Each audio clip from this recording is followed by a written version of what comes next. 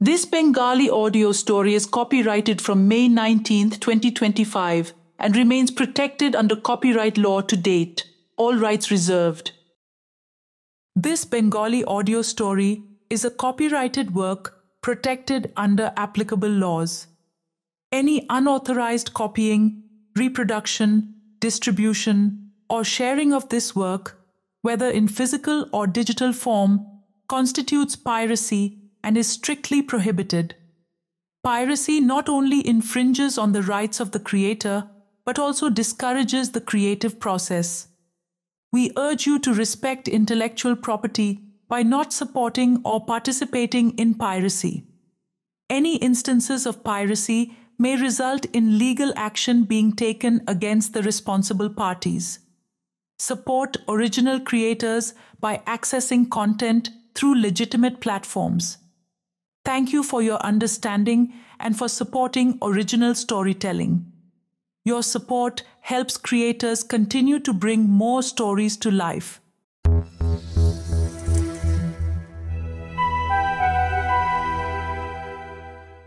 বিভিন্ন স্বাদের গল্পে ভরা এক অপূর্ব মিশেল গল্পের পাঁচমিশালি।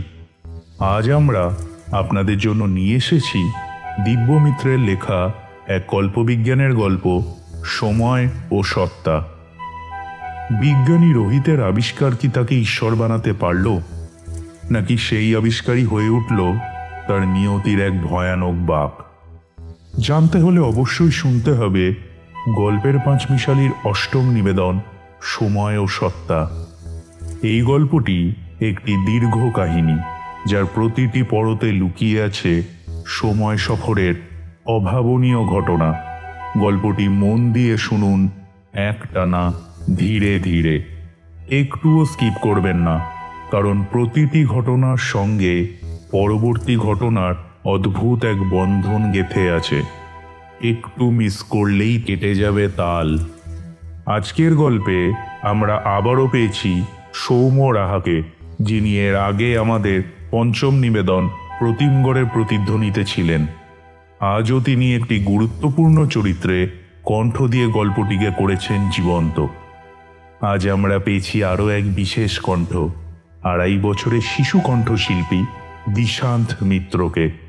তার সরল অথচ হৃদয় ছোঁয়া উচ্চারণ এই গল্পে যুক্ত করেছে এক অনন্য মাধুর্য, যা গল্পের আবেগকে পৌঁছে দিয়েছে এক অন্য মাত্রায়।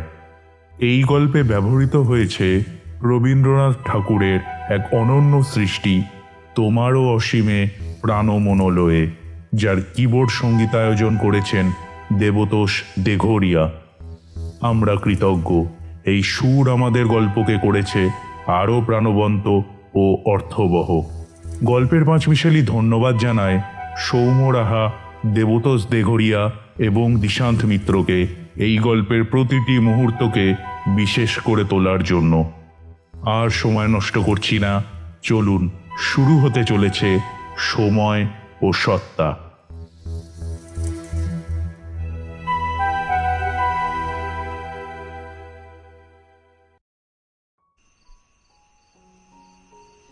রাত এখন 1টা। নিস্তব্ধ, ঠান্ডা, কেমন যেন একটা হাহাকার ছড়িয়ে আছে চারপাশে। শহরের আলো নিভে এসেছে অনেক আগেই। কেবল 2-1টা ল্যাম্পপোস্ট জ্বলছে এখানে সেখানে, আর তাদের নিঃসঙ্গ আলোয় কাঁপছে বাতাসে ঝুলে থাকা রাতের শূন্যতা। যেন পুরো পৃথিবীটা থেমে আছে, শুধু অপেক্ষা করছে কোনো অজানা সকালের। রোহিত জানলার ধারে বসে আছে চুপচাপ। বাইরে তাকিয়ে আছে ঠিকই, কিন্তু তার চোখ যেন আকাশে নয়, চেয়ে আছে নিজের ভিতরের এক গভীর শূন্যতার দিকে। বুকের মধ্যে অদ্ভুত এক টান, এক ঝড়, আর স্মৃতির পাতাগুলো যেন নিজের মতো করে উল্টে যাচ্ছে বারবার। বাইরে আকাশের দিকে চেয়ে থাকলেও তার দৃষ্টি যেন ফিরে ফিরে যাচ্ছে অন্তর্গত কোনো অ্যালবামের পাতায়, ছেঁড়া পুরনো অ্যালবাম, যার প্রতিটা পৃষ্ঠা উল্টাতে উল্টাতে উঠে আসছে কিছু মুখ, কিছু মুহূর্ত, কিছু না বলা কথা, একটা কান্না। আজ থেকে ঠিক 10 বছর আগে এই দিনেই ছিন্ন ভিন্ন হয়ে গিয়েছিল ওর গোটা জীবন। 18ই জানুয়ারি 2015, সেই অভিশপ্ত দিন। ভোরবেলায় ওর বাবা মা রজতবাবু আর বিশাখা দেবী রওনা হয়েছিলেন শান্তিনিকেতনের দিকে, মেজ জেঠুর বাড়িতে একটি পারিবারিক অনুষ্ঠানে যোগ দিতে। ট্রেনে ওঠার সময় ওদের মুখে ছিল হাসি, হাতে ছিল উপহার। রোহিত তখন বহু দূরে ইউরোপের জিউরিকে কোয়ান্টাম ফিজিক্সের উপর পিএইচডি করছিল। রজতবাবুরা যখন হাওড়া স্টেশনে পৌঁছালেন তখন সময় ভোর 5:30, আর ঠিক আধ ঘন্টা বাদে 6:05 ছাড়বে ওনাদের train 13017 up Howrah Rampurhat Ganadevata express. Bishakha Devi বললেন, শুনছো, আমরা তো একদম ঠিকঠাক সময়েই পৌঁছে গেছি। এবার একটু ছেলেটাকে ফোন করো। রজতবাবু বললেন, এখন ওখানে এটা 2টো বাজে, এখন কি ফোন করা ঠিক হবে? ছেলেটা হয়তো সবে শুয়েছে। ঠিক তখনই ওনার ফোন বেজে ওঠে।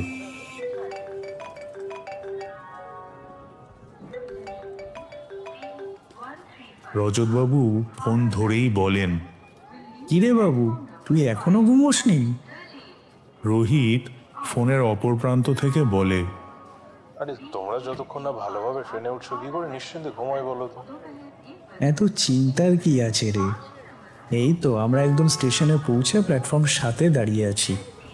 এখনো ট্রেন দেয়নি, আর রিজার্ভেশন করা আছে, ঠিক বসে যাব।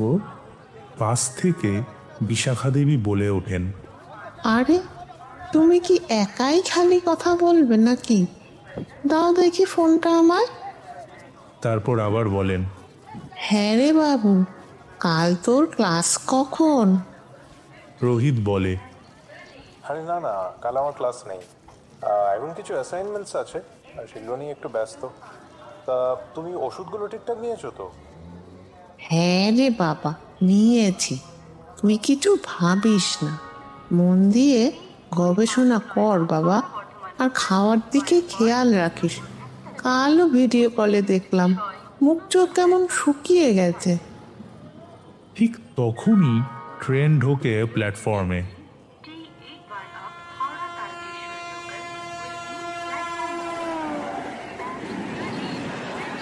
রজতবাবু বলে ওঠেন, ট্রেন চলে এসেছে রে, ঠিক করে পৌঁছেই তোকে জানাবো। মেজদা বলছিল শান্তিনিকেতনের আকাশ বেশ পরিষ্কার, দেখা যাক কেমন কাটে কয়েকদিন। হ্যাঁ হ্যাঁ ঠিক আছে, এই কদিন খুব আনন্দ করো। এখন ট্রেনে উঠি, ভালো থাকিস রে। পরশুদিন ফিরে তোর সঙ্গে লম্বা গল্প হবে।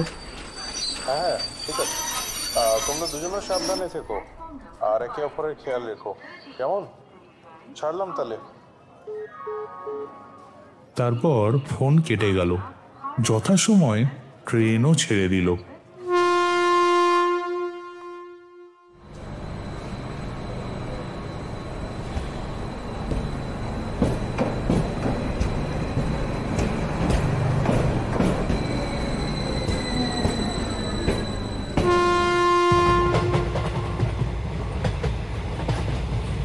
সকাল 8টা।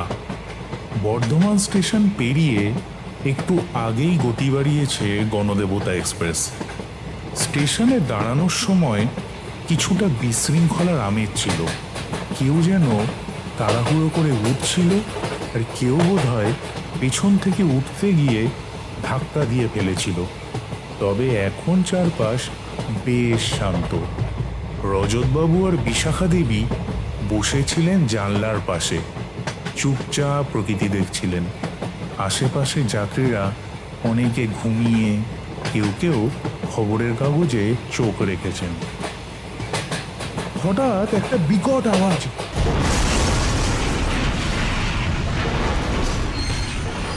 আচমকা ট্রেন কাত হয়ে পড়ল বাঁদিকে। এদিক ওদিক ছিটকে গেল মানুষ, লাগেজ, ভেঙে গেল গাড়ির জানলার কাঁচ। চারদিকে সবার পরিত্রাহী চিৎকার। রজতবাবু শেষবারের মতন চিৎকার করে স্ত্রীকে আগলে ধরতে গেলেন। তারপরই সব শেষ। 5টা বগি লাইনচ্যুত হয়ে পড়ল উল্টে। সব কিছু নিস্তব্ধ, ধোঁয়া, রক্ত আর থ্যাতলানো শরীর ছড়িয়ে আছে ধ্বংসস্তূপে। রজতবাবু আর বিশাখা দেবী, যাদের কিছুক্ষণ আগে ছিল হাসি মুখ, আনন্দের পরিবেশ, তারা এখন চুপচাপ পড়ে আছেন পাশাপাশি, একে অপরের হাত শক্ত করে ধরা, কিন্তু নিঃশ্বাস নেই। রোহিতের কাছে ফোন এলো। হ্যালো। ফোনটা যেন কাঁচের মতো ভেঙে পড়ল ওর সমস্ত অস্তিত্বের উপর। ট্রেন দুর্ঘটনা ঘটেছে। নিহতদের মধ্যে রজত আর বিশাখা মুখার্জির নাম আছে। সেদিন আর কিছু মনে ছিল না, কেবল মনে আছে ছিন্ন ভিন্ন দেহ, ঝাপসা কফিন, অন্ধকারে দাঁড়িয়ে থাকা আত্মীয়রা, আর রোহিতের নিজের বুকের ভেতরে একটা কোলাহল, যা বাইরে এসে আর আওয়াজ হয়ে উঠতে পারেনি। অসমাপ্ত কথোপকথন, অপূর্ণ ভালোবাসা আর নিঃশেষ এক শূন্যতা, সব মিলিয়ে সেদিন থেকেই বদলে গেছিল ওর আজ আর আগামীকাল। বর্তমানে রোহিত একজন খ্যাতনামা বিজ্ঞানী ও গবেষক। ও এখন ইসরোর মতো মহাকায় প্রতিষ্ঠানের সঙ্গে যুক্ত থেকে কাজ করছে ভবিষ্যতের প্রযুক্তি নিয়ে। প্রতিদিনের ব্যস্ততা, গবেষণা আর নিরন্তর চেষ্টার মাঝে পরিবারের জন্য সময় বের করা প্রায় অসম্ভব হয়ে পড়ে তার পক্ষে। তবু সেই নিয়ে অয়ন্তিকার মনে কোনো অভিযোগ নেই, বরং স্বামীর সাফল্য আর নিষ্ঠার জন্য তার মনে গোপন এক অহংকার কাজ করে। এক রাশ ভালোবাসা আর ধৈর্য নিয়ে সে একাই সামলে নিচ্ছে ঘর আর তাদের 3 বছরের ছেলে রায়ানকে। বাবা একটু এবিসিডি বলো তো।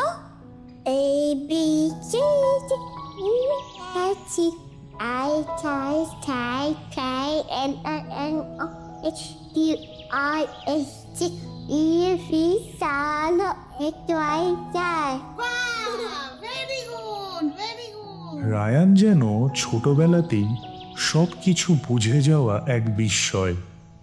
দুষ্টুমিতে যেমন তার জুড়ি মেলা ভার, ঠিক তেমনি বুদ্ধিতেও সে অসাধারণ। একবার কিছু দেখলে বা শুনলে ওর মনে গেঁথে যায় অবলীলায়। সারাদিনের খেলার ঘরে থাকা এই ছেলেটাই বিকেলে রোহিত বাড়ি ফিরলেই ছুটে যায় বাবার দিকে। আর রোহিত এক ঝলকে সেই মুখটা দেখলেই যেন ক্লান্তি গলে যায়।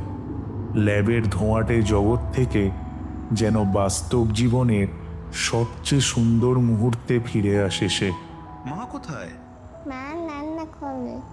এই ছোট্ট ঘরোয়া নিখুঁত পরিবারটা যেন এক পূর্ণাঙ্গ সুখের প্রতিচ্ছবি। তবুও রোহিতের মনে এখনো সেই দিনের স্মৃতি ক্রমাগত কাঁপিয়ে তোলে। ঘুমের গভীরেও ছায়ার মতো লেগে থাকে সেই একদিন, যেটা ভুলে যাওয়া যায় না, চাইলেও না। রোহিত ছোটবেলা থেকেই একটা বিশেষ অভ্যাসের অধিকারী। প্রতিদিন তার জীবনের গুরুত্বপূর্ণ ঘটনা ও ভাবনা ছোট্ট ডায়েরিতে লিখে রাখাটা তার অভ্যাস। এই অভ্যাস তার বাবা তাকে শিখিয়েছিলেন। বাবা বলেছিলেন, জীবনে যদি কখনো তুমি কোনো ভুল সিদ্ধান্ত নিয়ে বসো, তাহলে ডায়েরিতে লেখাগুলো দেখে পরবর্তীতে সেই সিদ্ধান্ত পুনর্বিবেচনা করতে পারবে। রোহিত বাবার এই শিক্ষাকে জীবনের দিশারির মতো ধরে রেখেছে, তাই জীবনের প্রতিটি মুহূর্ত, প্রতিটি চিন্তা ও আবেগের স্মৃতিগুলো সে একে একে ডায়েরির পাতায় গেঁথে রাখে। আজকের রাতে বাড়িতে নির্জনতায় বসে রোহিত ভাবছিল, সময় যদি সত্যিই আপেক্ষিক হয় তবে কি তাকে ভেঙে ফেলা যায়? আইনস্টাইনের থিওরি অফ রিলেটিভিটির উপর ভিত্তি করে যদি কোনোভাবে একটা টাইম মেশিন তৈরি করা যায়, যদি পারা যেত তবে সে ফিরে যেতে পারত অতীতে, তার মা বাবার কাছে, যাদের অস্তিত্ব আজ শুধুই স্মৃতি আর ছবি হয়ে রয়েছে। এই ভাবনা তাকে ভিতর থেকে আলোড়িত করে তোলে। তার সমস্ত মনোযোগ, সমস্ত জ্ঞান, সমস্ত আবেগ সে ঢেলে দেয় একটি নতুন গবেষণায়, টাইম মেশিন প্রকল্প। অফিসিয়াল কোনো অনুমোদন নেই, নেই সরকারি তহবিল কিংবা বাইরের উৎসাহ। তবু রোহিত নিজের গোপন ল্যাবে নিঃশব্দে শুরু করে এই প্রজেক্ট। সময়ের ধূসর দেয়াল ভেঙে ফেলার স্বপ্ন নিয়ে সে প্রতিটি মুহূর্তে নিজের সীমা ছাড়িয়ে যেতে শুরু করে। অনেক দিনের গবেষণা, অগণিত এক্সপেরিমেন্ট আর অসংখ্য ব্যর্থতার পর একদিন রোহিত একটি গভীর উপলব্ধিতে পৌঁছায়। সময় আসলে কোনো নদী নয় যা সমান্তরালভাবে বয়ে চলে, বরং এটি এক স্তব্ধ, নীরব সমুদ্র, যার প্রতিটি তরঙ্গে লুকিয়ে আছে অসংখ্য মুহূর্ত, অসংখ্য সম্ভাবনা। সবাই যেন সেই সমুদ্রের উপর দিয়ে সাঁতরে চলেছে একটা নির্দিষ্ট রেখা ধরে, যেখানে পেছনে ফেরা সম্ভব নয়, চোখে দেখা যায় না সামনে কি আছে। কিন্তু রোহিতের উপলব্ধি আরও গভীর হয়। সময় আসলে দাবা খেলার মতো, যেখানে প্রতিটি চাল নির্ধারিত করে ভবিষ্যৎ কিভাবে রূপ নেবে। এক একটি চালের উপর নির্ভর করে গোটা খেলার চিত্র বদলে যায়, তেমনি সময়ও যেন প্রতিটি সিদ্ধান্তের উপর নতুন একটি টাইমলাইন তৈরি করে। এক একটি সিদ্ধান্ত, এক একটি মুহূর্ত, এক একটি আচরণ, এইসব মিলেই তৈরি হয় অসংখ্য টাইমলাইন, যেগুলো সমান্তরালভাবে অস্তিত্ব বজায় রাখে। রোহিত ভাবতে থাকে, যদি একজন দক্ষ দাবা খেলোয়াড় খেলতে বসার আগেই তার সম্ভাব্য সব চালের পরিণতি কল্পনা করে নিতে পারে, তবে সময়ও কি তেমন এক প্রজ্ঞাবান খেলোয়াড় নয়, যার কাছে আমাদের প্রতিটি সিদ্ধান্তের সম্ভাব্য শেষের রূপরেখা আগে থেকেই বর্ণিত? এই উপলব্ধি রোহিতকে তীব্রভাবে আলোড়িত করে। ও বুঝতে পারে, সময়কে বুঝতে হলে তাকে শুধু ঘড়ির কাঁটার চোখে দেখলে চলবে না, বুঝতে হবে তার পেছনের ছায়া, তার স্তব্ধতা, তার গূঢ় কৌশল। সেই থেকেই শুরু হয় রোহিতের সময় বিজ্ঞান নিয়ে এক নতুন অধ্যায়, যেখানে সে শুধু সময়ে ভ্রমণ করতে চায় না, সময়কে অনুভব করতে চায়, বুঝতে চায় এবং জানতে চায় তার অভেদ রহস্যকে। রোহিত অবশেষে তৈরি করে এক আশ্চর্য যন্ত্র, টাইম সুইচ। দেখতে একেবারে সাধারণ একটি পেনের মতো, কালো মেটালিক দেহ, মাথায় নীল আলোর একটি ক্ষীণ রেখা আর অদ্ভুত ভারসাম্যপূর্ণ ওজন, যেটি হাতে নিলেই বোঝা যায় এটি যেন বহন করছে এক অদৃশ্য সময়ের ভার। এই পেনের ভেতরে রয়েছে সময়ের ধাঁধা খোলার চাবি। মাত্র 5 মিনিটের জন্য যে কোনো সময়ে ফিরে যাওয়ার ক্ষমতা। রোহিত জানত এটি এখনো একটি প্রোটোটাইপ, যার আয়ু সীমিত, ক্ষমতা ঝুঁকিপূর্ণ, আর প্রত্যাবর্তনের সময় নির্ভুল না হলে বিপদ অবশ্যম্ভাবী। ওর টাইম সুইচের প্রযুক্তিগত গঠন ছিল ভীষণ সূক্ষ্ম ও চমকপ্রদ। পেনটার ভেতরে ছিল এক ন্যানো আকারের কোয়ান্টাম এনকোডেড কোড, যেখানে কোয়ান্টাম তথ্য সঞ্চিত থাকত। এটি সময়কে লিখে রাখবে যেমন আমরা শব্দ লিখি। পেনটার ডগায় থাকা ছোট্ট বোতামটি হল মূল নিয়ন্ত্রণ। সেটি টিপলেই নির্ধারিত টাইম স্ট্যাম্পে খুলে যায় একটি মাইক্রো ওয়ার্মহোল। ওয়ার্মহোল সক্রিয় হতেই ব্যবহারকারীর শরীর কোয়ান্টাম কণায় ভেঙে পড়ে। প্রতিটি অণু, প্রতিটি নিউট্রন, প্রোটন, এমনকি আত্মচেতনাও রূপ নেয় কণিকায়, যা আলোর চেয়ে দ্রুত গতিতে ছুটে চলে সেই ফাটলের ভেতর দিয়ে। এই ভাঙনের সঙ্গে সঙ্গেই এক প্রবল অভিকর্ষ টান বা গ্র্যাভিটেশনাল স্ট্রেন তৈরি হয়, যা স্পেস টাইম ফ্যাব্রিককে বাঁকিয়ে ফেলে। এই বাঁকি হল আইনস্টাইনের আপেক্ষিক তত্ত্বে বলা টাইম ডাইলেশনের প্রবল প্রয়োগ, যেখানে দু মুহূর্তের মাঝে সেতুবন্ধন তৈরি হয়। দুই আলাদা সময়কাল তখন একই রেখায় এসে দাঁড়ায়, এক অনন্তের আয়নায় প্রতিফলিত হয় অতীত বা ভবিষ্যৎ। এই সময় কণাগুলি যেন আলোর ছায়ায় বিভক্ত হয়ে গন্তব্যের দিকে ধাবিত হয়। যেই মুহূর্তে তারা পৌঁছে যায় ঠিক গন্তব্যে, ঠিক তখনই সেই কণাগুলি জুড়ে আবার গঠিত হয় ব্যবহারকারীর শরীর। শুধু দেহই নয়, তার স্মৃতি, তার চেতনা, তার সমস্ত অস্তিত্ব তখন উপস্থিত হয় অতীতে বা ভবিষ্যতে, ঠিক যেভাবে সে চেয়েছিল। কিন্তু এই ভ্রমণ স্থায়ী নয়, মাত্র 5 মিনিট। তারপর টাইম সুইচ নিজে থেকেই কণাগুলিকে টেনে নিয়ে ফিরে যায় বর্তমানকালে, আর এইভাবে ব্যবহারকারী ফিরে আসে বর্তমানে। তবে টাইম সুইচ ব্যবহারের একটি নিয়ম অতি গুরুত্বপূর্ণ। যেই যাক না কেন অতীত বা ভবিষ্যতের কোনো কালে, তাকে অবশ্যই সতর্ক থাকতে হবে নিজের অন্য কোনো সময়ের রূপ যেন কখনো নিজের সামনে না আসে বা তাকে চিনে না ফেলে, কারণ সেই মুহূর্তেই ঘটে যেতে পারে মহা বিপর্যয়। কোয়ান্টাম স্তরে আমাদের শরীর আসলে অসংখ্য ক্ষুদ্র কণার সমষ্টি, যাদের অস্তিত্ব নির্ধারিত হয় সম্ভাবনার নিয়মে।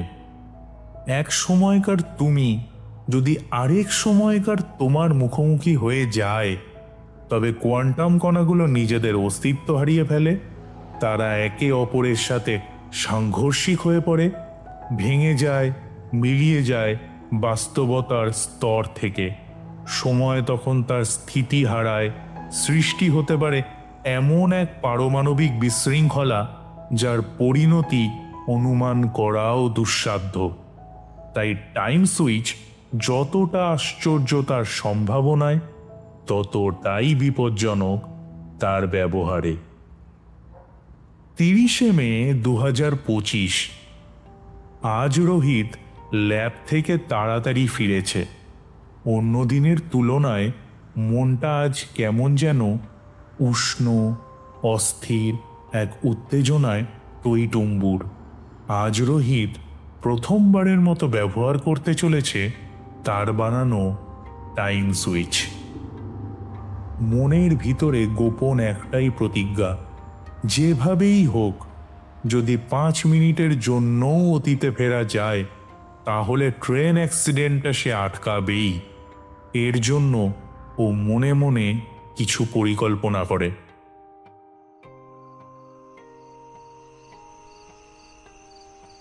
রাত গভীর হতে থাকে। অয়ন্তিকা আর রায়ান যখন ঘুমিয়ে পড়ে, রোহিত নিঃশব্দে বিছানা ছাড়ে। ঘরের দরজা আলতো করে খুলে বেরিয়ে আসে বারান্দায়। ঘড়িতে এখন 2টো বাজে।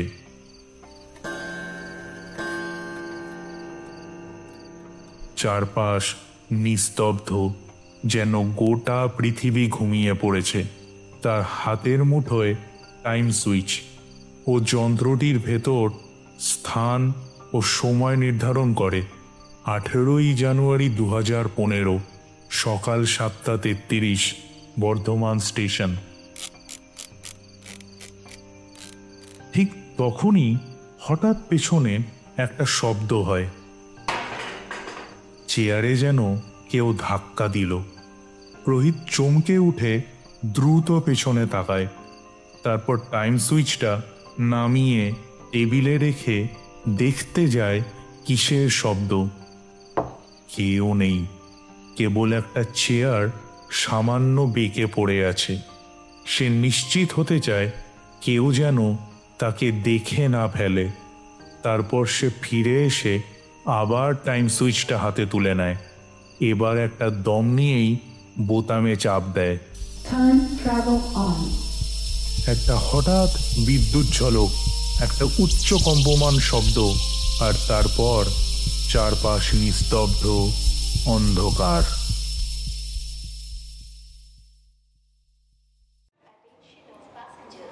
18ই জানুয়ারি 2015, সকাল 7:33। গণদেবতা এক্সপ্রেস এসে থেমেছে বর্ধমান স্টেশনের 2 নম্বর প্ল্যাটফর্মে। রোহিত দাঁড়িয়ে আছে স্টেশনের এক পাশে, চোখ রাখছে ট্রেনের সিগন্যালের দিকে। হঠাৎ তার চোখ যায় দূরের এক ব্যক্তির দিকে। মাথায় ক্যাপ, মুখে মাস্ক, চোখে কালো সানগ্লাস। লোকটা যেন তাকিয়েই আছে রোহিতের দিকে। কেমন যেন চেনা চেনা লাগছে তাকে, কিন্তু মনে করতে পারছে না। রোহিতের মনে পড়ে এই লোকটা যখন থেকে ও এখানে এসেছে তখন থেকেই ওকে যেন লক্ষ্য রাখছে। সিগন্যাল সবুজ হওয়া মাত্র ট্রেন হুইসল দেয়। রোহিত দৌড়ে উঠতে যায় ট্রেনে। হঠাৎ সেই অচেনা লোকটাও ছুটে আসে, যেন ওকেই ঠেলতে যাচ্ছে। রোহিত যেন আগে থেকেই আন্দাজ করেছিল এটা। সরে যায় ঠিক সময়, ধাক্কাটা যায় অন্য এক যাত্রীর গায়ে। লোকটা ধাক্কা খেয়ে পড়ে যায় প্ল্যাটফর্মে। চারপাশে হইচই শুরু হয়। রোহিত ততক্ষণে ট্রেনে উঠে পড়েছে। ট্রেন গতি নিচ্ছে। রোহিত ঘড়ির দিকে তাকিয়ে দেখে মাত্র 2 মিনিট বাকি। ট্রেন তখন রেল লাইনে ছুটছে হাওয়ার মতো। রোহিত আর দেরি করে না, চেন টেনে দেয়। ট্রেন দাঁড়িয়ে যায় এক ধাক্কায়। মানুষ চেঁচিয়ে ওঠে। আশ্চর্য আর আতঙ্কে ভরা সেই মুহূর্তে রোহিত ট্রেন থেকে ঝাঁপ দেয় আর মিলিয়ে যায় অন্ধকারে। 5 মিনিট শেষ হতেই রোহিত আবার ফিরে আসে যেখান থেকে ও সময়ের যাত্রা শুরু করেছিল। ফিরে এসে ঘরে ঢুকে ও দেখে মা বাবা ঘুমিয়ে আছেন। চুলে বয়সের ছাপ, মুখে শান্ত ক্লান্তি। তবুও রোহিতের ভেতরটা কেমন যেন নরম হয়ে আসে। এত বছর পর আবার একসঙ্গে। ও নিঃশব্দে চলে যায় নিজের ঘরে। ওভাবে অয়ন্তিকা আর রায়ানও হয়তো ঘুমিয়ে আছে বিছানায়, কিন্তু না, ফাঁকা, সবটা ফাঁকা। দরজা, বিছানা, দেয়ালের ছবি সবই অচেনা। ও যেন নিজের বাড়িতে নেই, বরং কোনো বিকল্প ভবিষ্যতের এক কৌতুকময় ঘরে। অস্থির হয়ে পড়ে রোহিত। ফোনটা বের করে অয়ন্তিকাকে ফোন করতে চায়, কিন্তু না, অয়ন্তিকা এমন কোনো নামই ফোনে নেই, যেন কোনোদিন তারা ছিলই না। হাত পা কাঁপতে থাকে ওর। চোখে পড়ে টেবিলের উপর রাখা পুরনো ডায়েরিগুলো। ছেলেবেলায় বাবা যেটা লিখতে শিখিয়েছিলেন। রোহিত ধীরে ধীরে একটা ডায়েরি খুলে পড়ে। পাতায় পাতায় পরিচিত ঘটনাগুলো অচেনা মোড় নিয়েছে। এক জায়গায় লেখা, বাবা মার ইচ্ছাতেই তিয়াশাকে বিয়ে করলাম। তবে যত দিন গড়ালো বুঝলাম ওর সঙ্গে একসাথে থাকা মানে নিজেকে প্রতিনিয়ত ভেঙে চুরে ফেলা। শেষমেশ তিয়াশা নিজেই এই সম্পর্কটাকে শেষ করে দিল। আমাদের ডিভোর্সের আজ 3 বছর হলো। রোহিত থেমে যায়। অয়ন্তিকার নাম কোথাও নেই, নেই রায়ানও। কিছুক্ষণের জন্য মনে হয় কেউ যেন মাথার ভেতর থেকে কিছু মুছে দিয়েছে। একটা ঘোর ভেঙে গিয়ে দাঁড়িয়ে পড়ে সে সময়ের নির্মম বাস্তবতায়। যা বদলেছে তা শুধু সময় নয়, বদলে গেছে ভালোবাসাও। এক নিঃশ্বাসে ঘরটাকে দেখে নেয় রোহিত। এইটাই তার ভবিষ্যৎ, নাকি আবার একটা সিদ্ধান্ত নিতে হবে? ও স্তব্ধ হয়ে বসে থাকে কিছুক্ষণ। মাথার মধ্যে একটার পর একটা প্রশ্ন ধাক্কা খাচ্ছে। কি এমন হলো যার জন্য এত বড় একটা পরিবর্তন এলো ওর জীবনে? তার ভালোবাসা, তার সন্তান, সব কিছু যেন মুছে গেল এক লহমায়। হঠাৎই মনে পড়ে ওই ট্রেন অ্যাক্সিডেন্ট, সেই একটাই ঘটনা যেটা ও বদলে দিয়েছিল। সম্ভবত ওর জীবনের মোড় ঘোরার মূল চাবিকাঠিও সেটাই। ও আবার ডায়েরির পাতা উল্টাতে শুরু করে। লক্ষ্য করে ঠিক সেই দিনগুলোর লেখাগুলোতে মনোযোগ দিতে যেদিন সে সময়টা বদলেছিল। 18ই জানুয়ারি 2015। আজ মা বাবা মেজো জেঠুর বাড়ির শান্তিনিকেতনে গেছেন। আরেক জায়গায় লেখা 30শে জানুয়ারি 2019। মা বাবার সুজিত কাকুর মেয়ে তিয়াশাকে খুবই পছন্দ। ওনারা চান আমার সাথে ওর বিয়ে হোক। 4 বছর আগে যখন শান্তিনিকেতনে মেজো জেঠুর বাড়ি বাবা মা গেছিলেন, তখনই তাদের তিয়াশাকে ভীষণ ভালো লাগে। রোহিত ডায়েরির প্রতিটা লাইন মন দিয়ে পড়ে। এই টাইম লাইনে তাই তিয়াশার সঙ্গেই তার বিয়ে হয়। তবে সেই সম্পর্ক একটা পরিণতি হয়েও যেন কোনোদিন শুরুই হয়নি। আরেকটা পাতায় লেখা, তিয়াশা ভালো মেয়ে, তাতে কোনো সন্দেহ নেই। কিন্তু আমার কাজের সময়, গবেষণার ঘর, আমার নিঃশব্দের প্রয়োজন, এসবের কোনোটাই ও বুঝতে চায় না। ওর দৃষ্টিতে আমি একজন স্বামী, যার কাজ হচ্ছে প্রতিদিন সময় মতো বাড়ি ফেরা, ছুটির দিনে বাজার করা আর পার্টিতে যাওয়া। আমার ভিতরের বিজ্ঞানীটাকেও কখনোই গ্রহণ করতে পারিনি, যার ফলে ক্রমশ আমরা আলাদা হয়ে যেতে থাকি। রোহিত একটা দীর্ঘশ্বাস ফেলে। সময়ের ক্ষুদ্র একটা সিদ্ধান্ত কিভাবে জীবনের গতিপথ বদলে দিতে পারে, আজ তার জলজলে প্রমাণ তার নিজের জীবন। ও মনে মনে ভাবে, সময়ের ভুল সংশোধন করতে গিয়ে নিজের জীবনটাই ভুল করে ফেললাম। অয়ন্তিকার রায়ান আমার জীবন থেকে সম্পূর্ণ হারিয়ে গেল। রোহিত ঠিক করে সে আবার চেষ্টা করবে। নিজের মনে মনে ভাবতে লাগে, মা বাবা সেবার মেজো জেঠুর বাড়ি গিয়েছিল বলেই সুজিত কাকু আর তিয়াশার সঙ্গে তাদের দেখা হয়েছিল। আগের বার তো অ্যাক্সিডেন্ট হয়েছিল, তাই যাওয়াই হয়নি, আর সেই কারণেই ঘটনার জন্মই হয়নি। তাহলে তো এটা স্পষ্ট যে যদি মা বাবার মেজো জেঠুর বাড়ি যাওয়া বন্ধ করা যায়, তাহলে তো পুরো ব্যাপারটাই বদলে যাবে আর সমস্যাও মিটে যাবে।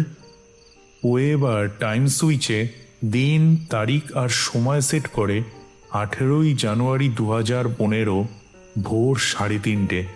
স্থান ওদের নিজের বাড়ি। চোখে এক রাশ দৃঢ়তা, মনে হাজারটা হিসেব। সে জানে এই মুহূর্তটাই সব কিছু বদলে দিতে পারে। সুইচ টিপতেই চারদিক আবার কেঁপে উঠল বিদ্যুতের ঝলকে, যেন বজ্রপাত নেমে এলো ঘরের ভিতর। সঙ্গে এক অস্বাভাবিক উচ্চ কম্পমান শব্দ, যা যেন সময়ের পর্দা চিরে এগিয়ে চলার ঘোষণা। তারপর হঠাৎ করেই সব স্তব্ধ। না আলো, না শব্দ, শুধু নিঃশব্দ এক শূন্যতা, যেন গোটা পৃথিবী থেমে গেছে। রোহিত আরেকবার সময়ের নদীতে ঝাঁপ দিল, ভবিষ্যৎ বদলানোর আশায়। 18ই জানুয়ারি 2015, ভোর 3:30। রোহিত এসে পৌঁছায় ওদের বাড়িতে। এই সময়টা ও ছিল শুধু জুরিকে, গবেষণার কারণে দেশ ছেড়ে বহু দূরে। তাই নিশ্চিন্ত এই সময়ের ওর সঙ্গে নিজের দেখা হওয়ার কোনো সম্ভাবনাই নেই। ধীরে ধীরে পা টিপে টিপে সে এগোয় মা বাবার ঘরের দিকে। দরজাটা হালকা করে ঠেলে উকি দিতেই দেখে দুজনেই গভীর নিদ্রায়, যেন ঠিক সেই মুখ দুটি যা ও শেষবার দেখেছিল 17ই জানুয়ারি 2015 রাতে ভিডিও কলে। এক মুহূর্ত ও থেমে থাকে, চোখে জল এসে যায়। এতদিন পর এত কাছে, অথচ ছুঁতে পারে না। হঠাৎ মনে পড়ে হাতে সময় খুব কম। ও দ্রুত এগিয়ে গিয়ে মা আর বাবার মোবাইল ফোন দুটো তুলে নেয়। দেখে দুটোতেই ভোর 4টের অ্যালার্ম সেট করা আছে। সেই অ্যালার্মটাই যে ওদের সেই ভয়ানক যাত্রার সূচনা ছিল সেটা ও জানে। ও অ্যালার্ম বন্ধ করে দিতে যাবে, ঠিক তখনই থমকে যায়। মনে হয় না, সময়ের নিয়মে সরাসরি হস্তক্ষেপ করা উচিত হবে না। ভবিষ্যতের ওপর তার প্রভাব অজানা। তাই ও কৌশলে অ্যালার্মের সময়টাকে বদলে AM থেকে PM করে দেয়। এখন অ্যালার্মটা আর ভোরে বাজবে না, বাজবে বিকেল 4টে, যখন সব কিছু অনেক আগেই ঘটে গেছে। এইভাবে ওর 5 মিনিটের ছোট্ট যাত্রা শেষ হয়। ঘরটা যেমন ছিল তেমনই রয়ে যায়, শুধু রোহিত মিলিয়ে যায় আবার সেই অদৃশ্য সময়ের পিছনে। অতীতের পানে রেখে যায় এক ক্ষীণ কিন্তু গুরুত্বপূর্ণ পরিবর্তনের ছাপ। রোহিত পুনরায় ফিরে আসে বর্তমান সময় নিজের ঘরে। চারপাশে তাকাতেই সব কিছু চেনা লাগে, যেন অনেক বছর পর নিজের বাস্তবতায় ফিরে এসেছে। ওর চোখ পড়ে অয়ন্তিকার দিকে, ঘুমিয়ে আছে নিঃশব্দে, মুখে প্রশান্তির ছাপ। এতদিন পরে এতটা স্বস্তি অনুভব করে রোহিতের মন হঠাৎই হালকা হয়ে ওঠে। ধীরে ধীরে উঠে পাশের ঘরে যায়। দেখে মা বাবা দুজনেই ঘুমিয়ে আছেন। চেহারায় 10 বছরের অভিজ্ঞতার ছাপ স্পষ্ট, কিন্তু তাতে এক ধরনের শান্ত পরিণতির ছায়া। রোহিতের মুখে প্রশান্তির হাসি। অবশেষে সব কিছু ঠিক করতে পেরেছি। হঠাৎই মনে পড়ে রায়ানের মুখটাও তো দেখা হয়নি। কদিন কাজের চাপের মধ্যে ছেলেটাকে ঠিকমতো আদরও করতে পারেনি। আজ শুধু একবার দেখতে চায় ঘুমন্ত ছেলেটার মুখটা, সেই নিষ্পাপ চেহারা যেটা ওর পৃথিবীর সব থেকে বড় আশ্রয়। ও আবার নিজের ঘরের দিকে ফিরে আসে, কিন্তু এবার চোখে পড়ে রায়ান কোথাও নেই। বিছানায় শুধু অয়ন্তিকা, রায়ানের কোনো চিহ্নই নেই। রোহিত থমকে যায়, চোখ কচলে আবার তাকায়, না, সত্যি নেই। সঙ্গে সঙ্গে ছুটে যায় মা বাবার ঘরে, সেখানেও নেই। এবার শুরু হয় এক প্রকার আতঙ্কিত খোঁজ। ঘরের কোণা, বারান্দা, বাথরুম, যত জায়গা সম্ভব খুঁজে ফেলে, কিন্তু কোথাও নেই রায়ান। রোহিতের ভেতরে একটা অজানা ভয় জমতে থাকে, মাথা যেন ঘুরে যায়।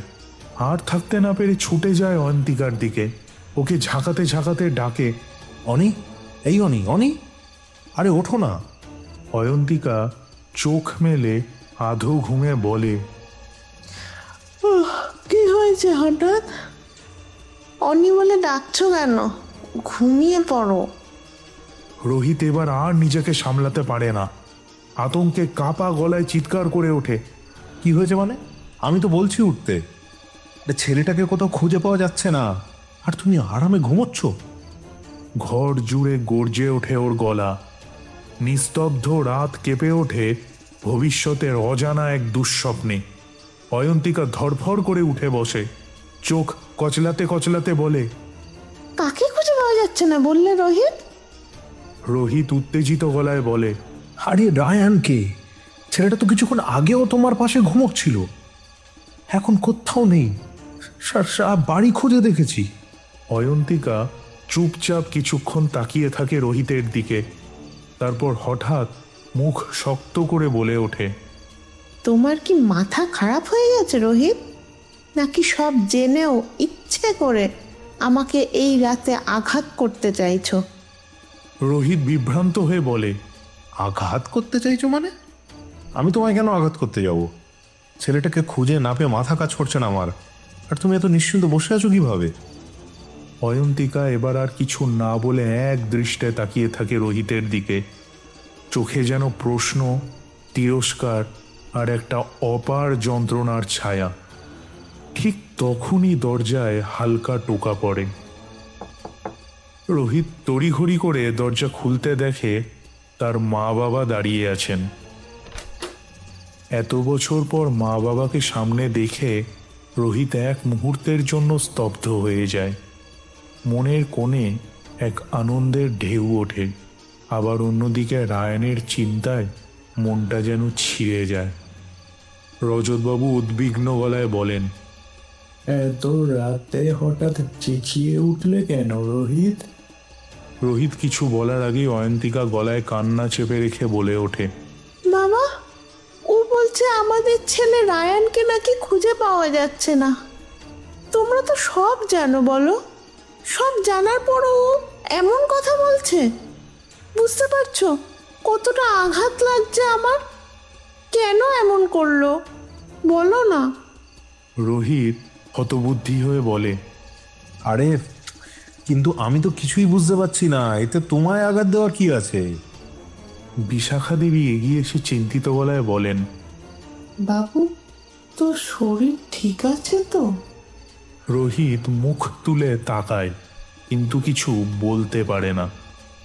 রজতবাবু তখন হালকা গম্ভীর সুরে বলেন, বিশাখা, তুমি আজ অয়ন্তিকার পাশে থাকো, ওর মনটা খুব খারাপ। তারপর তিনি স্নেহ ভরে অয়ন্তিকার দিকে তাকিয়ে বলেন, তুমি কেঁদো না মা, আমি রোহিতের সঙ্গে একটু কথা বলি। বাইরের ঘরে এসে রোহিত ও রজতবাবু মুখোমুখি বসেন। চারদিকে এক নিস্তব্ধতা ছায়া ফেলে। কেউ কিছু বলে না। একটা চাপা বোঝার ভার যেন ঘরটাকে গ্রাস করে রেখেছে। অনেকক্ষণ পর রজতবাবু নিঃশ্বাস ফেলে ধীর গলায় বলেন, তুমি তো জানতেই অয়ন্তিকা কোনো দিন মা হতে পারবে না। এই সত্যিটা ও বা ওর পরিবার কখনো আমাদের কাছ থেকে তো গোপন করেনি। তবুও তুমি নিজেই বলেছিলে তোমার সিদ্ধান্ত চূড়ান্ত, তুমি ওকেই বিয়ে করবে। আমি তখনই বলেছিলাম যদি তোমরা দুজন একসাথে সুখে থাকতে পারো তাহলে আমরাও খুশি। তোমার মাও ঠিক সেটাই চেয়েছিলেন। কিন্তু আমি তোমাকে এটাও বলেছিলাম এ বিষয়ে কখনো যেন ভবিষ্যতে অয়ন্তিকাকে তুমি কষ্ট না দাও। আজ আমরা যদি সব মেনে নিতে পারি তাহলে এতগুলো বছর পর সেই আঘাতটা তুমি ওকে দিলে রোহিত। রজতবাবুর গলায় কষ্ট আর অভিমানের স্পষ্ট ছায়া। তিনি আবার বলেন, অয়ন্তিকা কি জানতো 10 বছর আগে ওর সঙ্গে এমন একটা দুর্ঘটনা ঘটবে? ও কি দায়ী নিজের ভাগ্যের জন্য? ভাবতে পারো কতটা যন্ত্রণা পেরিয়ে ও নিজেকে গুছিয়ে নিয়েছে। তুমি তো বহু বছর দেশের বাইরে ছিলে। এমন দুর্ঘটনা আমাদের সঙ্গেও তো ঘটতে পারতো। হয়তো সেক্ষেত্রে তুমি আমাদের কারোর সঙ্গেই আর দেখা করতে পারতে না? রোহিত, শিখে নাও, যা পেয়েছো তা নিয়েই খুশি থাকতে, না হলে একদিন তাকিয়ে দেখবে সব হারিয়ে গেছে। রজতবাবু থেমে যান। ঘরে নেমে আসে আরও গভীর নীরবতা। রোহিত কোনো কথা বলতে পারে না। ওর মনে হয় মাথার উপর থেকে আকাশ যেন ভেঙে পড়েছে। সব ঠিক হয়ে গেল এই বিশ্বাসটা যেভাবে গড়ে উঠেছিল, মুহূর্তেই তা যেন ধূলিসাৎ হয়ে গেল। হঠাৎ ওর মনে পড়ে ওদের শোবার ঘরের দেয়ালে তো একটা ফ্যামিলি ফটো টাঙানো ছিল, যেখানে ও, অয়ন্তিকা আর রায়ান তিনজনকেই দেখা যেত। রোহিত ছুটে যায় সেই ছবিটার দিকে, দাঁড়িয়ে পড়ে ছবির সামনে, আর তারপর ওর চোখ বিস্ফারিত হয়ে ওঠে। ছবিতে আছে শুধু ও আর অয়ন্তিকা। রায়ানের কোনো চিহ্নই নেই। এক টুকরো হাওয়াও যেন বলে দেয় কানে কানে সে কোনোদিন ছিলই না। রোহিত মনে মনে দৃঢ় প্রতিজ্ঞা করে ও আবার সময় সফরে যাবে। রায়ান ছাড়া এই জীবন ওর কল্পনাতেও আসে না। যে ভুল হয়ে গেছে তা শুধরে নিতেই হবে। সময়ের যে অসম্পূর্ণ ছন্দ ভেঙে দিয়েছে ওর পরিবারকে, তাকে আবার সঠিক সুরে বাঁধতে হবে। ও রজতবাবুর দিকে তাকিয়ে বলে, আমার খুব ভুল হয়ে গেছে বাবা, আমি এমনটা আর কখনো করব না। স্বপ্ন দেখেছিলাম, ঘুমের করে একটু বিভ্রান্ত হয়ে গিয়েছিলাম। আর তুমি চিন্তা করো না, আমি সব ঠিক করে দেবো। তুমি এখন বিশ্রাম নাও, কেমন?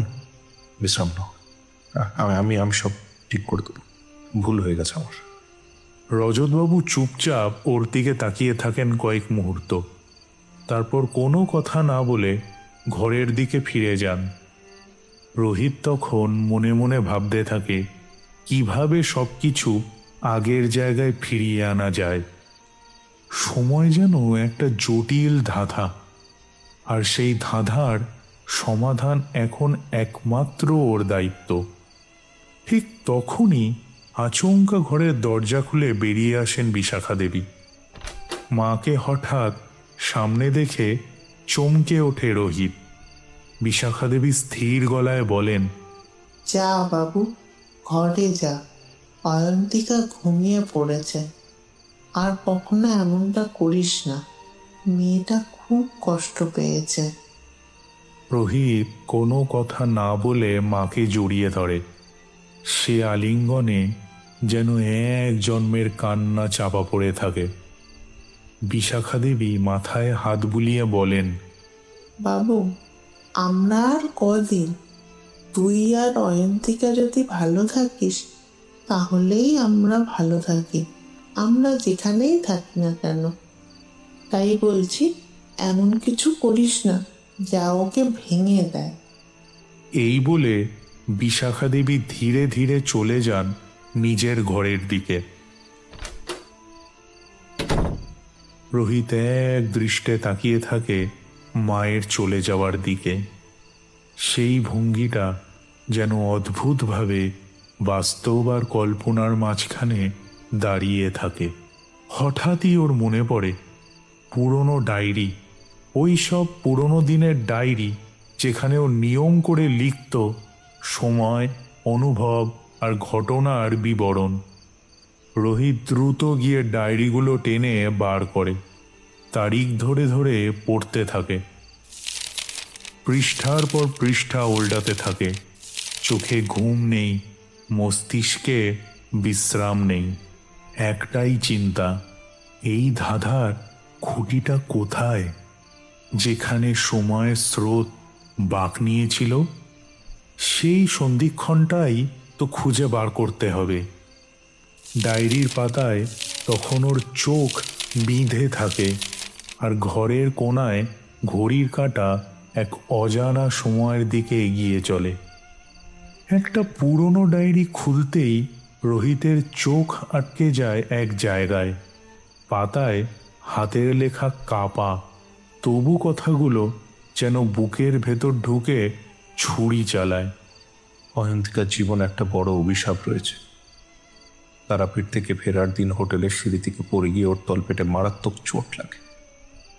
পরে জানা যায় সেই আঘাত থেকেই ওর শরীরে ফিব্রোসিস তৈরি হয়েছে, একটা খারাপ ধরনের সিস্ট। ডাক্তাররা জানিয়ে দিয়েছে ও কোনো দিন মা হতে পারবে না। কিন্তু শুধু এই কারণে আমি ওকে ছেড়ে দেব তা তো হয় না। আমি তোকে অসম্ভব ভালোবাসি। আমি জানি মা বাবাও সব বুঝবেন এবং আমার পাশে থাকবেন। ডায়েরির পাতার লেখাগুলো যেন জ্যান্ত হয়ে উঠে এক দৃশ্য চোখের সামনে ভাসিয়ে তোলে। রোহিতের মস্তিষ্কে বিদ্যুৎ খেলে যায়। তৎক্ষণাৎ মনে পড়ে সেই ভয়াবহ দিনটার কথা, যেদিন ওর মা বাবার ট্রেন অ্যাক্সিডেন্ট হয়েছিল। সেই দিনেই তো অয়ন্তিকার পরিবার তারাপীঠ বেড়াতে গিয়েছিল। তাদেরও ফেরার কথা ছিল ঠিক সেদিনই, কিন্তু অ্যাক্সিডেন্টের কারণে সব ট্রেন ক্যান্সেল হয়ে যায়, তাই তারা ফিরে আসতে পারেনি। ফিরেছিল পরদিন। এই কথাগুলো রোহিত অয়ন্তিকার মুখেই শুনেছিল একদিন একান্তে, খুব নিঃশব্দ মুহূর্তে। সেদিন মনে হয়েছিল যারা এই দুর্ঘটনায় প্রাণ হারিয়েছেন তাদের পরিবারের কষ্টের কথা ভাবতে হবে।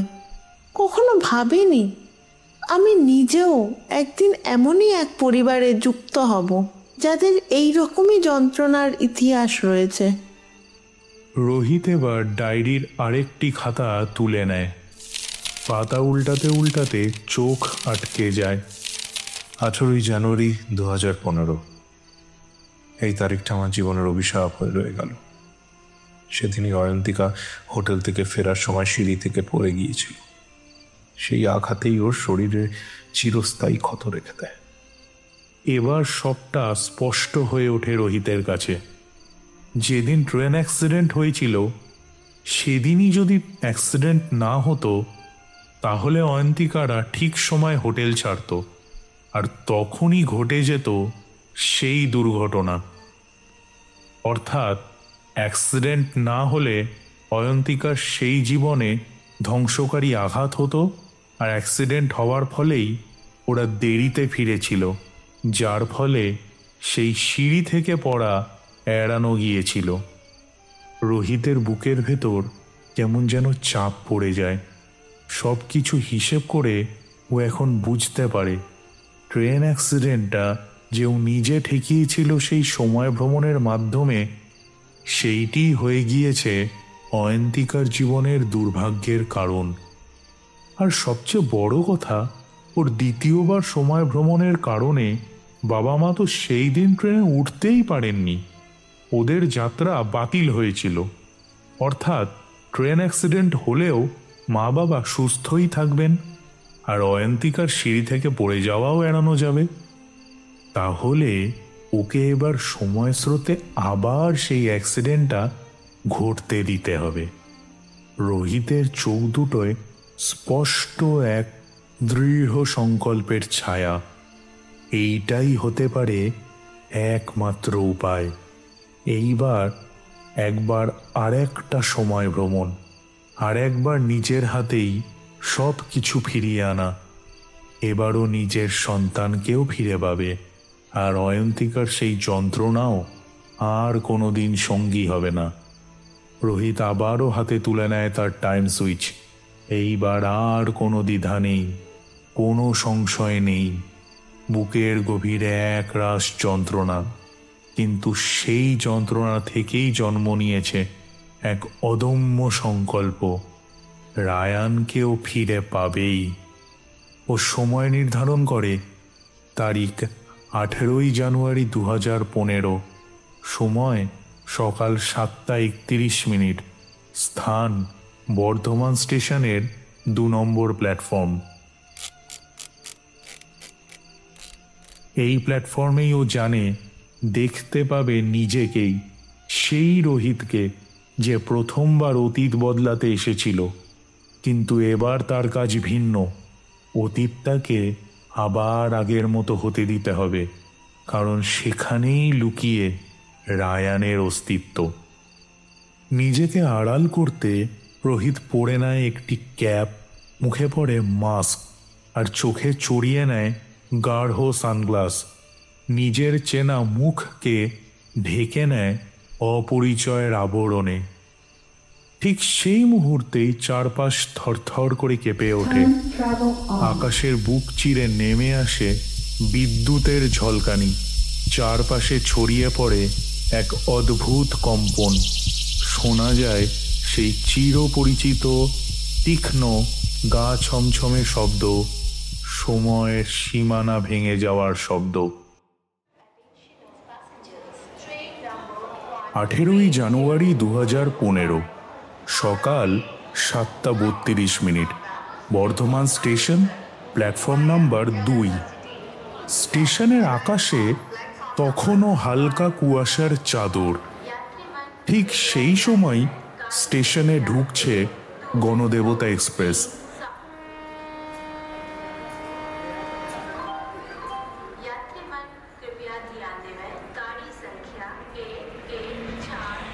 ধীরে ধীরে ভারী শব্দে রেললাইনের কম্পনে কেঁপে উঠছে প্ল্যাটফর্ম। রোহিত মুখে মাস্ক, চোখে সানগ্লাস, মাথায় টুপি, দাঁড়িয়ে আছে এক কোণে, নিঃশব্দ, নিস্পন্দ। ওর চোখ এখন শুধু একদিকেই, আগের ও আসছে। একেবারে ওর মতন দেখতে এক যুবক ধীরে ধীরে এগিয়ে আসছে গণদেবতা এক্সপ্রেসের দিকে। ও মনে মনে বলে ওঠে, এই তো সেই মুহূর্ত। ও সেই আগের রোহিতকে ফলো করতে থাকে। আগের রোহিত এখন ট্রেনের দরজার সামনে দাঁড়িয়ে অপেক্ষা করছে সিগন্যাল সবুজ হওয়ার জন্য। ও জানে এই মুহূর্তেই ওর জীবন বদলে গিয়েছিল। সিগন্যালটা সবুজ হতেই আগের রোহিত এগিয়ে যায় ট্রেনে ওঠার জন্য। ঠিক তখনই বর্তমান রোহিত দৌড় শুরু করে। প্ল্যাটফর্মের পাথরের বুকে ভেসে আসে ওর পায়ের শব্দ। একদম দরজার সামনে গিয়ে আগের রোহিত যখন উঠতে যাবে, ঠিক সেই সময় বর্তমান রোহিত দেয় এক প্রবল ধাক্কা।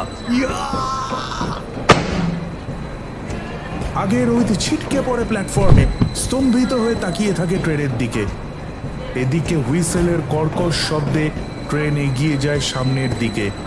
গণদেবতা এক্সপ্রেস পিছনে ফেলে যায় এক অসমাপ্ত যাত্রা। প্ল্যাটফর্ম জুড়ে চিৎকার, হুলুস্থুল।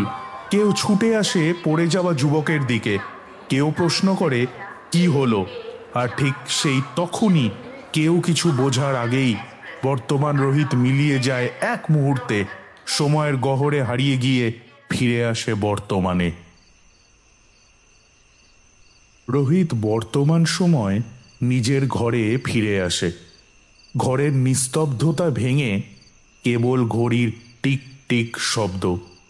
অয়ন্তিকা তখনও ঘুমিয়ে, মুখে গভীর ক্লান্তির ছাপ। রোহিত ধীরে ধীরে এগিয়ে যায় ছবির দিকে। সেই ফ্রেমটা, ছবিটা এখনো একই রকম। ও আর অয়ন্তিকা পাশাপাশি দাঁড়িয়ে, কিন্তু রায়ানের কোনো চিহ্ন নেই সেখানে। মুহূর্তে একটা শূন্যতা ওকে গ্রাস করে। রোহিত ধাক্কা খায় বাস্তবে। এত কিছু করেও কি কিছু বদলালো না? ঠিক তখনই অয়ন্তিকার ঘুম ভেঙে যায়। ও চিৎকার করে ওঠে, ওকে বাঁচাও প্লিজ, ওকে বাঁচাও, আমার যা খুশি হয়ে যাক, ও যেন বেঁচে থাকে, ও তো ভীষণ ছোট। এই বলে ও অঝরে কাঁদতে থাকে। রোহিত হতচকিত, দৌড়ে যায় ওর পাশে, বলে, অয়ন্তিকা, কাকে বাঁচানোর কথা বলছো তুমি? কি হয়েছে তোমার? অয়ন্তিকা তখন এক দৃষ্টিতে তাকিয়ে থাকে রোহিতের দিকে। চোখে যেন অসীম বেদনা আর গভীর আকুতি। কিছু বলতে গিয়েও থেমে যায়, একটুখানি হাসে, তারপর ধীরে ধীরে চোখ বুজে আসে, ঘুমিয়ে পড়ে আবার। রোহিত পুরোপুরি বিভ্রান্ত। যেন সব কিছু কুয়াশার মতো আবছা হয়ে যাচ্ছে। ও দৌড়ে যায় পাশের ঘরে বাবা মার খোঁজে। দেখে বাবা বিছানায় শুয়ে আছেন, ঘুমন্ত মুখে বিষাদের ছায়া। চেহারাটা যেন অনেকটাই ক্লান্ত, যেন অনেক ভার কাঁধে নিয়ে ঘুমোচ্ছেন। কিন্তু মা কোথায়? চারদিক তাকায় রোহিত, আর তখনই চোখে পড়ে দেয়ালে টাঙানো একটা ফটো ফ্রেম। সেটা ওর মা বিশাখা দেবীর ছবি। ছবির নিচে ছোট করে লেখা শ্রদ্ধাঞ্জলি। রোহিত যেন আকাশ থেকে পড়ে, বুকের মধ্যে হিমেল কিছু নেমে আসে, গলা শুকিয়ে যায়। ওর মনে হয় ওর পায়ের তলার জমিটা যেন সরে যাচ্ছে। সব ঠিক করার চেষ্টায় ও কি আবার সব এলোমেলো করে ফেলল? প্রশ্নগুলো ওকে গ্রাস করতে থাকে, কিছুই বুঝতে পারে না। মাথাটা যেন হঠাৎ ভারী হয়ে আসে। ক্লান্ত চোখে আবারও ডায়েরিগুলোর দিকে তাকায়। পুরনো দিনের পাতাগুলোতে কি কোনো নতুন ইশারা আছে? ও আবার পাতা উল্টে পড়তে শুরু করে। রোহিত ডায়েরির পাতা উল্টে চলেছে। হঠাৎই একটা পৃষ্ঠায় এসে থেমে যায় ওর চোখ। সেখানে বড় হরফে লেখা 24 এপ্রিল 2021, আমার জীবনের সবচেয়ে দুঃখের দিন। আজ আমি, মা আর আমাদের যে সন্তান আসার কথা ছিল, দুজনকেই হারালাম। অহেন্তিকাও মানসিক ভারসাম্য হারিয়ে ফেলল। ডাক্তার কোনো আশার আলো দিতে পারলেন না। আমি জানি না কি অন্যায় করেছিলাম যে ঈশ্বর আমাদের এত বড় শাস্তি দিলেন। রোহিতের শরীরটা যেন এক লহমায় জমে যায়, চারপাশটা যেন ঘুরতে থাকে, বুকের ভেতরটা ধড়াস করে ওঠে। তার মানে সন্তান আসার কথা ছিল, এবং তারপর এমন এক অঘটন। ওর হাত কাঁপতে থাকে, কিন্তু তাও পাতাটা উল্টে আরেকটা লেখা পড়ে। এটা আরও আগের। অয়ন্তিকা বলে আমাদের ছেলে হবে। আমি অবশ্য চাই মেয়ে হোক। আমরা আগেই ঠিক করে রেখেছি, নাম আমাদের দুজনের নাম থেকেই তৈরি করব। আমি চাই মেয়ে হোক, তাই ঠিক করেছি নাম রাখবো রুহিকা। আমার নামের ছায়া থাকবে ওর মধ্যে। আর অয়ন্তিকা বলে ছেলে হলে নাম রাখবে রায়ান, তার নামের ছায়া থাকবে ওর মধ্যে। যেই আসুক না কেন, আমরা ওকে খুব খুব ভালোবাসবো, সব কিছুর চেয়ে বেশি। রোহিতের চোখ ফেটে জল আসে, পাতার অক্ষরগুলোও যেন জলে ভেসে যায়। মনে পড়ে যায় সেই বিকেলটা, এই ঘরেই জানলার পাশে বসে এমনই কথা বলছিল ওরা দুজন। খুনসুটি করছিল, হাসছিল, ভবিষ্যতের স্বপ্ন বুনছিল। রোহিত বুকের উপর ভারী পাথরের মতো চাপ অনুভব করে। এই কথাগুলো তো সেই রোহিতের, যে একজন বাবা হবার স্বপ্ন দেখছিল, সেই অয়ন্তিকার, যে মা হবার অপেক্ষায় ছিল। সব কিছু কি তবে একটা ভুল সময়, একটা সামান্য পরিবর্তনে ধূলিসাৎ হয়ে গেল? ডায়েরির পৃষ্ঠাগুলোর মতোই ওর বুকের ভিতরের পাতাগুলো যেন ছিঁড়ে ছিঁড়ে যাচ্ছে, নীরবে, গভীর অভিমানে। ও খুঁজতে থাকে কোথায় সেই মুহূর্ত যা এরকমভাবে ওদের জীবন তছনছ করে দিল। রোহিত ধীরে ধীরে ডায়েরিটার পাতাগুলো উল্টাচ্ছিল।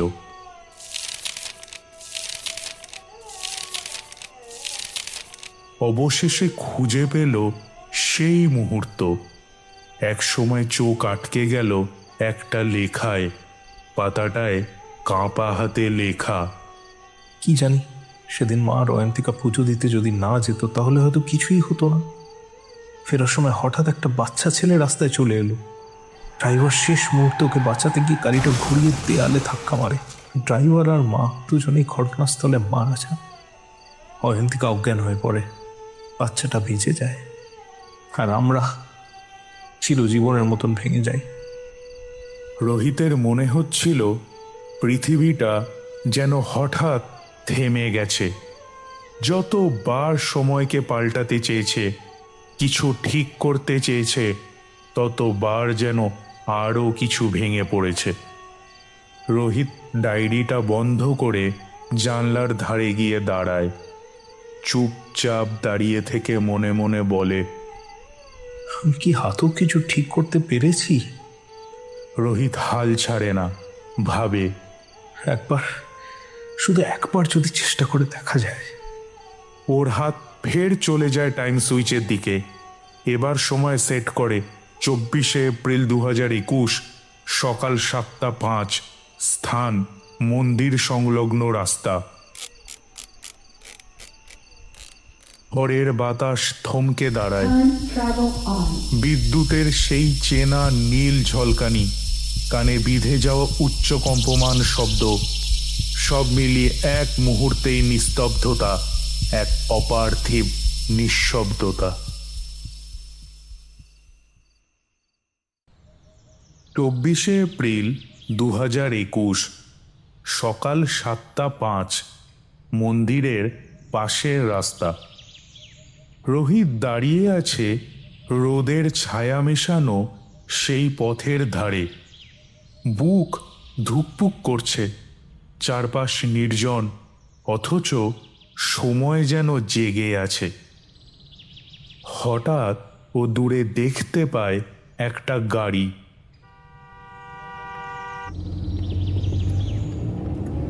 চেনা গাড়ি, নিজের বাড়িরই গাড়ি।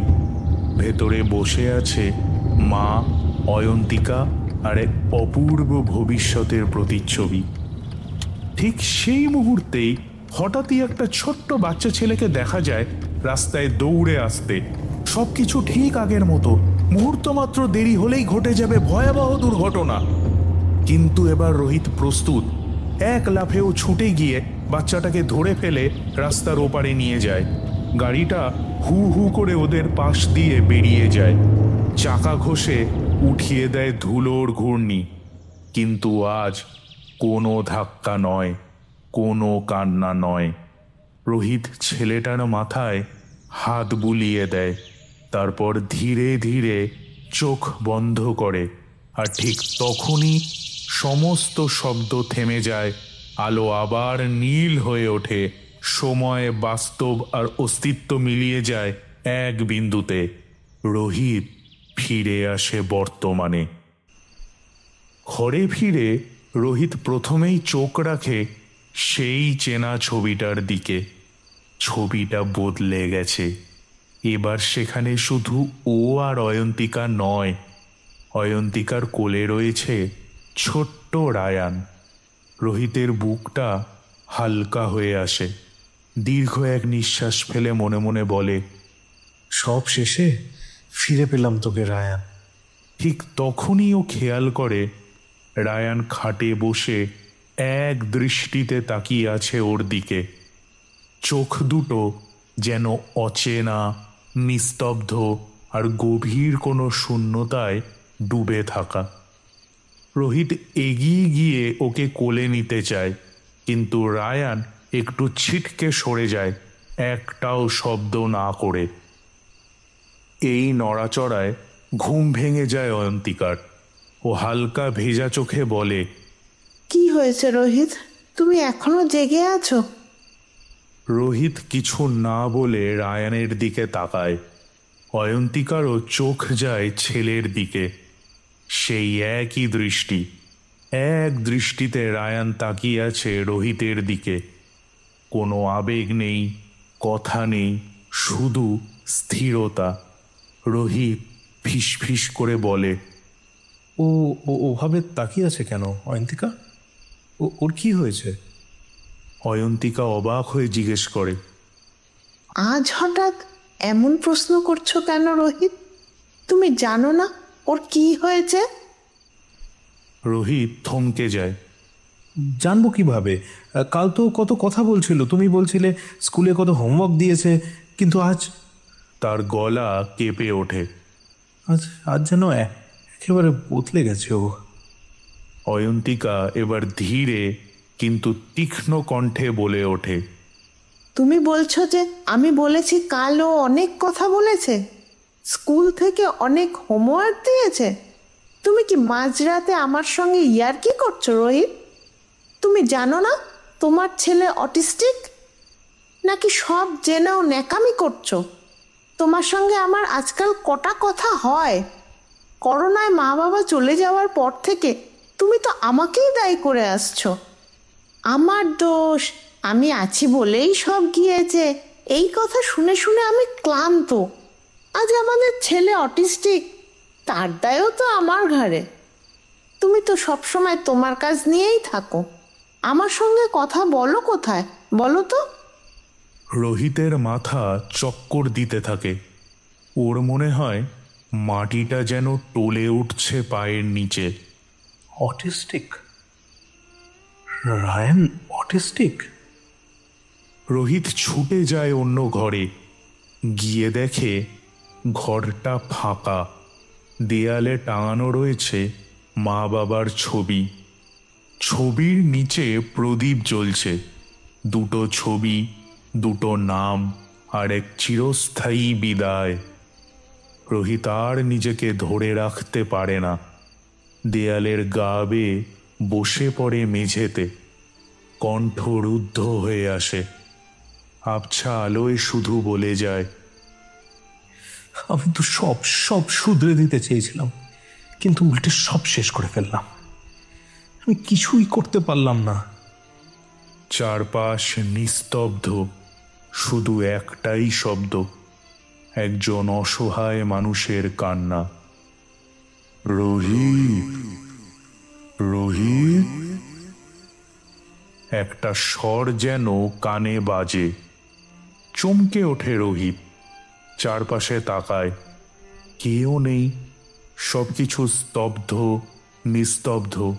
কিন্তু আবার, এদিকে এসো রোহিত, এই আয়নার দিকে।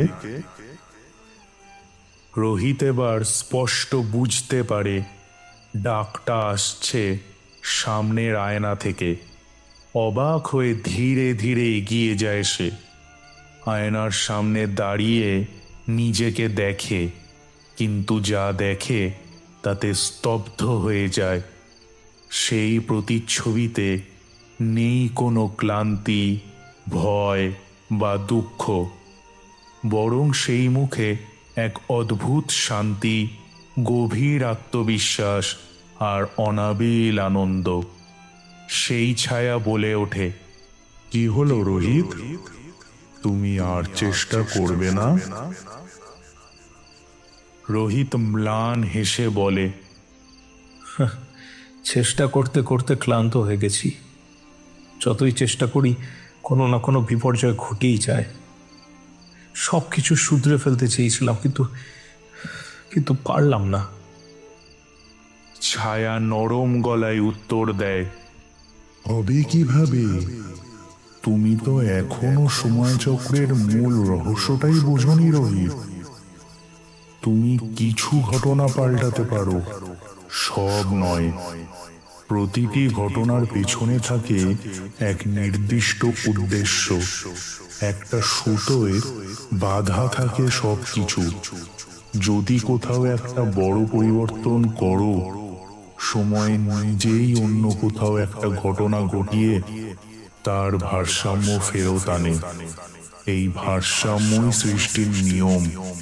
এটাই সময়ের অমোঘ রহস্য, সোজা অঙ্ক। ছায়া থেমে যায় এক মুহূর্ত, তারপর বলে, তোমার মা বাবা যখন বেঁচে ছিলেন তখন কোথাও না কোথাও অয়ন্তিকার জন্ম হয়েছিল। তাই তুমি তাদের তিনজনকে এক সময়রেখায় আনতে পেরেছ। কিন্তু রায়ান যখন জন্মায় তখন তোমার মা বাবা আর জীবিত ছিলেন না। তাই এই দুই সময় একত্র করা অসম্ভব। একই জীবনে সব পাওয়া যায় না রোহিত। হয় মা বাবা, নয়তো সন্তান। তোমাকে কোনো একটা বেছে নিতে হবে। এই টাইমলাইনে তোমাদের সবাই একসাথে করোনায় আক্রান্ত হয়েছিলে। তখন অয়ন্তিকা গর্ভবতী ছিল। তোমার মা বাবা সেই অসুখেই প্রাণ হারান, আর সেই ধাক্কা, সেই মানসিক চাপ দিয়ে পড়ে অয়ন্তিকার উপর। তার ফলেই রায়ানের বিকাশ থেমে যায়। এটাই আজকের বাস্তব। রোহিত থমকে দাঁড়িয়ে থাকে, চোখে জল, মুখে অনুশোচনা। আমি বুঝতে পারছি এক ভয়ঙ্কর ভুল করে ফেলেছি আমি। সময় নিয়ে খেলা করা চায় না। মা বাবা তো সবারই এক সময় চলে যান, কেউ আগে কেউ পরে। আমি ঘটনা বদলাতে চেয়েছিলাম, কিন্তু সেই চেষ্টাই আমার সন্তানের জীবনটা বদলে গেল। তার এই অবস্থার জন্য আমিই দায়ী। সেই সময় আয়নার ছায়াটি আবার বলে ওঠে, রোহিত, ভেঙে পড়ো না। এখন তুমি জানো সময়ের সত্য, এটাই তোমার শক্তি। এখন একবার শেষ চেষ্টা করো। এই জ্ঞান নিয়ে দেখো, হয়তো এবার তুমি ভারসাম্য রাখতে পারবে। রোহিত নিঃশ্বাস ফেলে বলে, কিন্তু তুমি কে? ছায়া মৃদু হেসে বলে, আমি হচ্ছি টাইম কিপার, সময় রক্ষক। রোহিত অবাক হয়ে তাকিয়ে থাকে। কিন্তু তুমি তো আমারই ছায়া। ছায়া মাথা নাড়ে। হ্যাঁ, কারণ আমি তোমার ভবিষ্যতের বিবেক, তোমার ভেতরের সেই সত্তা যে জানে কোন পথে হাঁটলে আলো দেখা যায়। আর তাই বলছি রোহিত, শেষবার চেষ্টা করো, সাফল্য তোমার দিকেই আসবে। এই বলে সেই ছায়া মিলিয়ে যায়। আয়নায় পড়ে থাকে শুধুই এক প্রতিচ্ছবি, এক নির্লিপ্ত, গভীরভাবে ভাবনা চিন্তায় ডুবে থাকা মানুষ, যার নাম রোহিত। নিঃশব্দে দাঁড়িয়ে রোহিত ভাবতে থাকে। হঠাৎই ওর মনে পড়ে যায়, যদি সে আবার ফিরে যেতে পারে সেই মুহূর্তে যখন এই সব শুরু হয়েছিল, যদি কোনোভাবে সময় সফরের গোড়াতেই বাধা দেওয়া যায়, তাহলে হয়তো এই দুঃস্বপ্নে মোড়া যাত্রা আর কখনো শুরুই হবে না। ঈশ্বরের উদ্দেশ্যে মাথা ঝুঁকিয়ে প্রণাম জানিয়ে সে আবার টাইম সুইচ হাতে তুলে নেয়। এবার তার চোখে কোনো দ্বিধা নেই কোনো ভয়, শুধু এক গভীর আশাবাদ আর সাহস। ও টাইম সুইচে সময় সেট করে 30শে মে 2025, রাত 2টো, স্থান নিজেদের বাড়ির বাইরের ঘর। কাঁপা হাতে বোতাম টিপে শেষবারের মতন সময়ের দরজায় কড়া নাড়ে সে।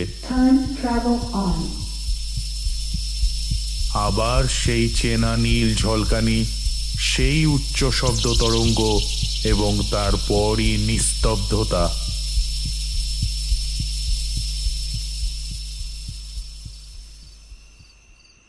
রোহিত চোখ মেলে দেখে সে দাঁড়িয়ে আছে বাড়ির বাইরের ঘরে। ঠিক তখনই দেখতে পায় একজন নিঃশব্দে দরজা খুলে বেরিয়ে আসছে।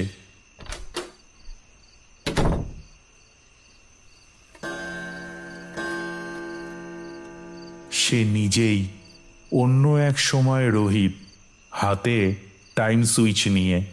সে লুকিয়ে পড়ে, কিন্তু একটুখানি অগোচরে ধাক্কা লেগে যায় এক চেয়ারে। মৃদু শব্দ হয়। সেই রোহিত শব্দ শুনে থমকে দাঁড়ায়, চেয়ে দেখে এদিক ওদিক, কিন্তু দেখতে পায় না আজকের রোহিতকে। ওই পুরনো রোহিত টাইম সুইচটা টেবিলে রেখে শব্দের উৎস খুঁজতে যায়।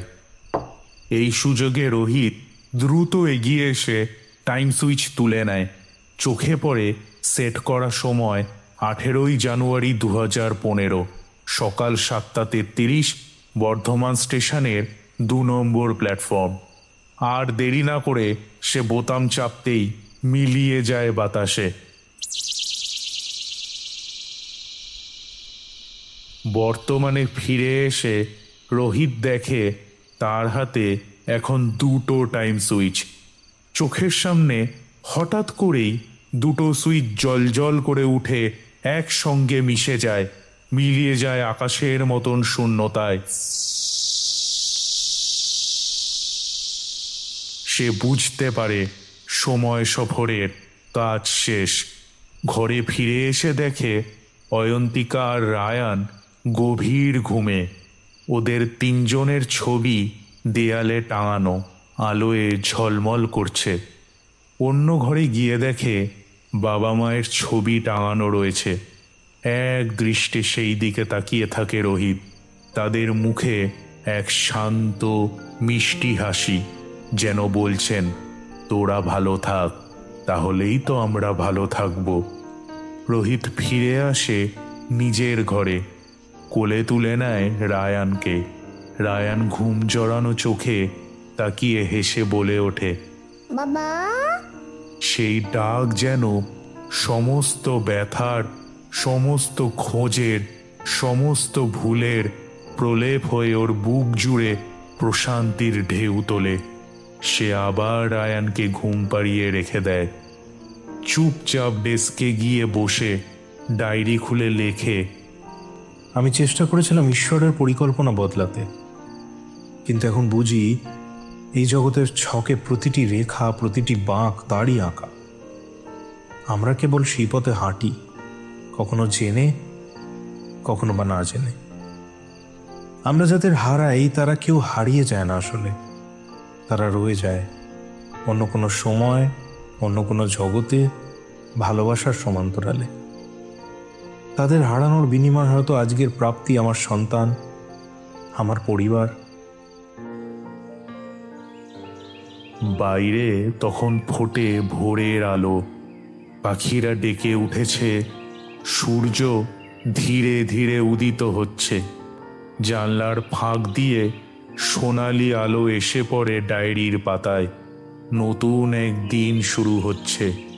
রোহিত মনে মনে বলে ওঠে, কিছু ভালোবাসা হারিয়ে গিয়েই ফিরে আসে, আর কিছু ভালোবাসা বিদায় জানিয়েই চিরদিন থেকে যায়।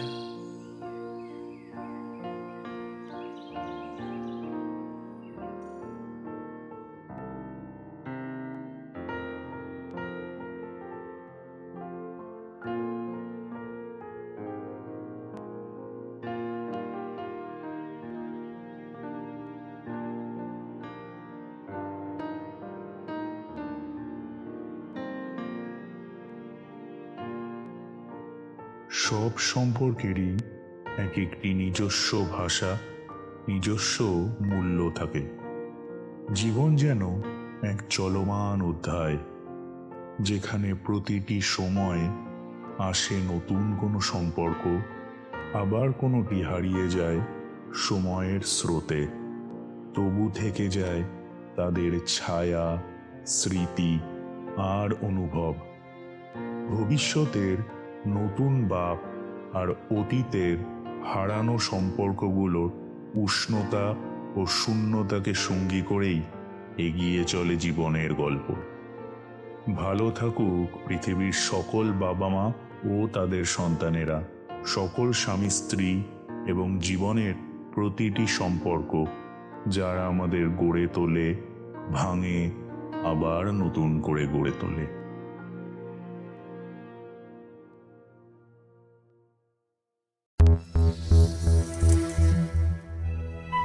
এতক্ষণ শুনছিলেন দিব্য মিত্রের লেখা কল্পবিজ্ঞানের গল্প সময় ও সত্তা।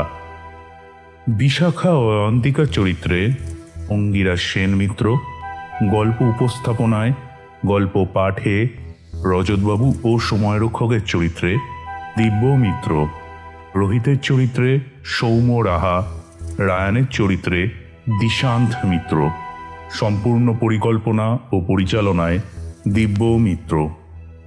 গল্পটি যদি ভালো লেগে থাকে তাহলে একটা লাইক দিন, কমেন্ট করে জানান আপনার অনুভূতি, আর চ্যানেলটি সাবস্ক্রাইব করে বেল আইকনে ক্লিক করে অল অপশনটি সিলেক্ট করে রাখুন, যাতে ভবিষ্যতের কোনো গল্পই আপনার চোখ এড়িয়ে না যায়।